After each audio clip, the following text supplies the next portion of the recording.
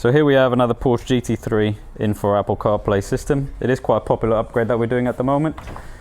It is a little bit more involved. We do have to strip the original radio down, so it isn't really a DIY system, but that's why we're here.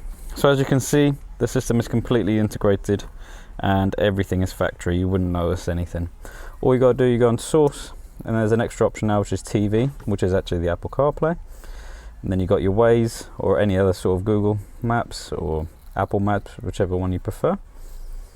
And then you can also have Spotify or Apple Music, full touchscreen control, as you can see, all the features that you probably would need whilst you're driving one of these. As with a lot of our Apple CarPlay systems, you can have a reverse camera done as well, which this has had.